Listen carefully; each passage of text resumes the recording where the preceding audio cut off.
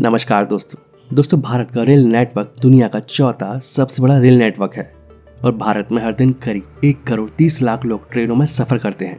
इसकी कुल लंबाई 65,000 किलोमीटर है।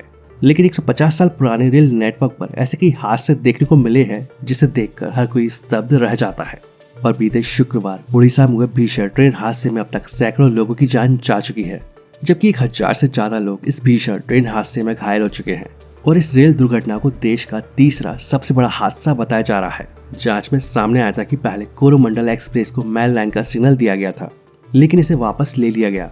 तो ऐसे में इस हादसे के बाद ये जानना जरूरी हो जाता है कि कैसे अचानक से कोई ट्रेन पटरी से उतर जाती है और इतने भीषण हादसे का रूप ले लेती है। दोस्तों, भारत की आजादी के बाद देश में कई रेल हादसे देखने को मिले हैं, लेकिन उड़ीसा में जो रेल हादसा हुआ है उसने पूरे देश को हिलाकर रख दिया है। इन 3 ट्रेनों की भीषण टक्कर में सैकड़ों लोगों की जान चली गई। पटरियों के ट्रेन से उतरने का मुख्य कारण मैकेनिकल फॉल्ट या रेलवे ट्रैक पर लगने वाले उपकरणों का खराब होना होता है। ज्यादातर ये हादसे उस समय होते हैं जब पटरियों पर दरार पड़ जाती है, साथ ही ट्रेन के डब्बों को बांधे रखने वाला उपकरण ढीला हो जाता है। इसके अलावा एक्सल यानी कि ट्रेन की बोगी जिस पर रखी होती है उसका टूटना भी हादसे की एक बड़ी वजह बनता है। बता दें कि इन पटरियों पर लगातार ट्रेनें चलने की वजह से इन पटरियों में बड़ा बदलाव आता है और इस वजह से भी ये ट्रेन डीरेल हो जाती है।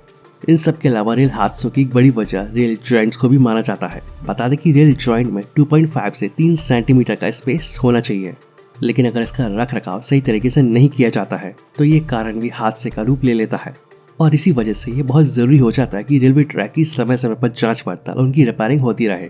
दोस्तों, भारत में बीते 70 सालों के दौरान कई बार रेल हादसे सामने आए हैं और इनमें एक अहम वजह ये भी है कि तापमान में उतार चढ़ाव की वजह से धातु से बनी रेल की पटरियां गर्मियों के महीने में फैलती हैं और सर्दियों में सिकुड़ती हैं और इन्हें रेगुलर मेंटेनेंस की जरूरत होती है और थोड़ी सी भी लापरवाही बरतने पर ये एक बड़े हादसे का रूप ले लेती है।